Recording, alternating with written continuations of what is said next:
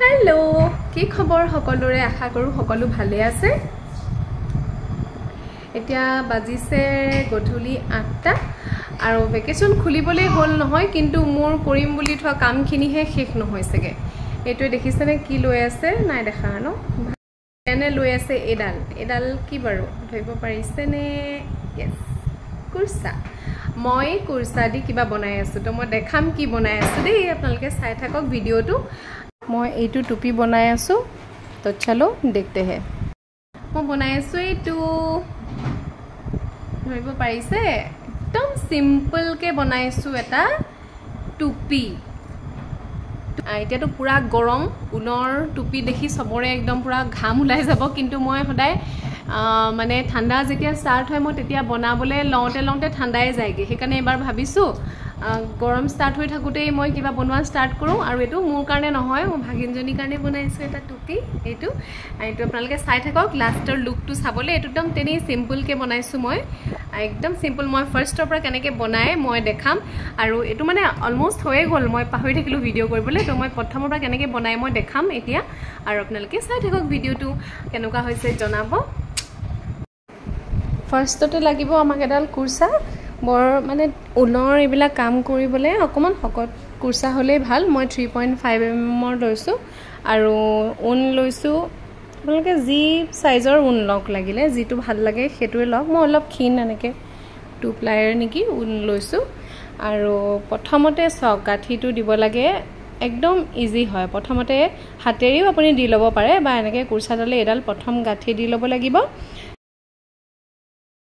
কুৰসাডালেৰে ৰছিডাল পকায় কুৰসাডালে এইদৰে ৰছিডাল পকাই পেলাই আকৌ সেই হুকটোৱেদি ওপৰ ফালে থকা জুনডাল ৰছি সেই ৰছিডাল এই সৰু জুনটো এটা হোল হৈছে ন সেই হোলটোৱেদি টানি দিব লাগিব এইদৰে এনেকে টানি দিলে এটো এটা ঘৰ হৈ যায় তাৰপা আকৌ এনেকে টানি তেনেকে আপুনি চেইনডাল প্ৰথমতে বনাই লব লাগিব আৰু আপোনালোকে যদি টুপি বনায় তেতিয়া হলে তাৰ সাইজটো কেনেকে লব মই কৈছো মূৰৰ ওপৰ ফালৰ পৰা মিডল পইণ্টৰ পৰা মানে তললৈকে জুখিব মানে ওপৰৰ এনেকে মিডলৰ পৰা কানৰ তললৈকে এনেকে জুখিব সেই জুখটোৰ মতে আপুনি চেইনডাল হিমান বনাব লাগিব মই যেটো সাইজ লৈছো হেতু মই 50 চেইন বনাইছো দীঘলকে আপোনালোকে 60 65 এনেকেও লব পাৰে তেতিয়া মানে এটা ফোল্ড কৰি পেলাই পিন্ধিব পাৰিব মই এনেকে 50 টা ঘৰ ফাৰ্স্ট বনাই লৈছো এডাল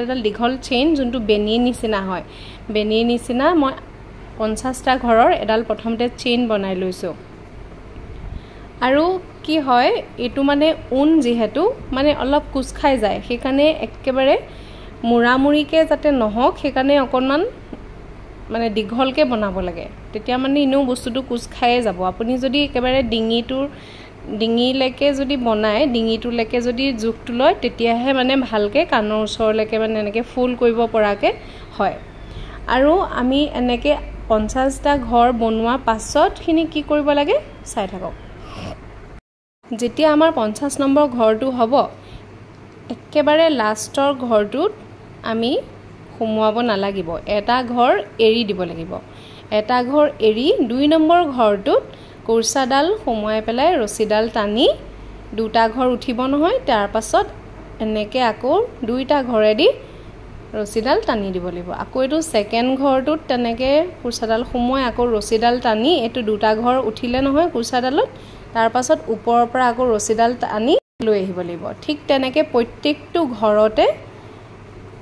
প্ৰত্যেকটো ঘৰতে কুৰসাডাল এনেকে সোমোৱাই ৰছিডাল টানি দুইটা ঘৰৰ মাজেদি ওপৰ ৰছিডাল টানি দিব লাগিব এনেকেই বস্তুটো চলি গৈ থাকিব আমি এতিয়া 50 ঘৰ লৈছিলো প্ৰথমতে এতিয়া আমি এঘৰ এৰি বাকি 49 ঘৰ তেনেকে বনাই থাকিম 49 ঘৰ যেতিয়া কমপ্লিট হ'ব তাৰ পাছত আমি আকৌ এটা চেইন 1 কৰিম বনাই শেষ হোৱাৰ পাছত এটো এনেকুৱা হ'ব দেখিবলে এটা ঘৰ ওপৰলে উঠা নিচিনা এটা তল এটা ওপৰ তল এনেকে খাপ নিচিনা হ'ব ওপৰৰ যোনটো ঘৰ দেখিছে উঠি থকা তাত দুটা ঘৰ আকৌ তলৰটো দুটা ঘৰ ওপৰত দুটা ঘৰ ঠিক তেনেকে আপোনালোকক যিমান বহলকে লাগে সিমান বহলকে আপোনালোকে টুপিটো গুঠি গৈ থাকিব কুৰসায়েদি কৰিলে মানে কি হয় মই সহজ পাওঁ আৰু মানে সোনকালে হয় হলাতকৈ। মই হলাই আগতে কৰিছিলোঁ, কিন্তু হলাত ইমান সময় লাগে, সেইকাৰণে মই কুৰ্চা দি কৰোঁ।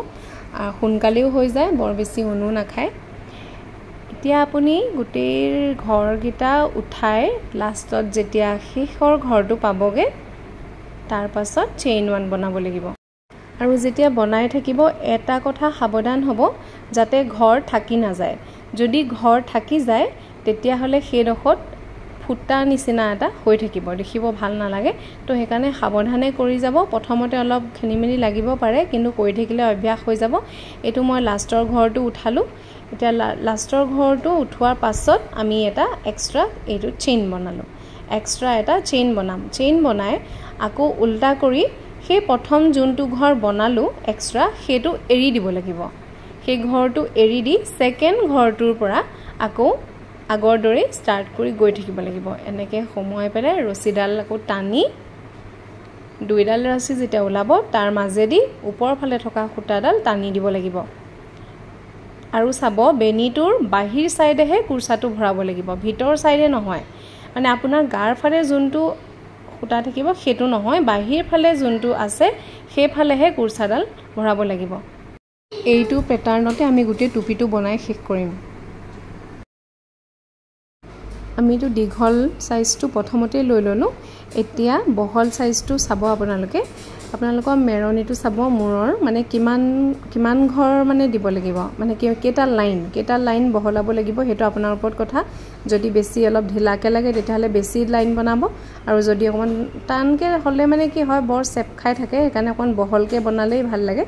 তো কিমানটা লাইন দিব সেইটো আপোনাৰ ওপৰত কথা। কিন্তু এটা কথা মন কৰিব, যেতিয়া আমি বস্তুটো যোনডোখৰৰ পৰা ষ্টাৰ্ট কৰিছিলোঁ, যোনটো ফালৰ পৰা ষ্টাৰ্ট কৰিছিলোঁ, সেই একেফালেই হ'ব লাগিব, নহ'লে আকৌ ৰছী ওলাই থাকে, বেয়া লাগে। তাৰপাছত যেতিয়া দুইটা এনেকৈ বহল এখন হ'ব ন, আয়তটোৰ নিচিনাকৈ বহলকৈ হ'ব, তাৰপাছত দুইটা মূৰ লগাই পেলাই চিলাই দিলেই হৈ যায়। চিলাই দিব লাগিব। তাৰপিছত তেতিয়া এনেকৈ ৰাউণ্ড নিচিনা হৈ থাকিব, আৰু তাৰ ওপৰৰ যোনটো ফাল হ'ব, মূৰৰ ফালৰ ফালটো হ'ব, সেইফালে আমি কুচাই পেলাই বেজীৰে কুচাই চিলাই মাৰি দিলেই হ'ল। আৰু ওপৰত এটা পম লগাই দিছোঁ।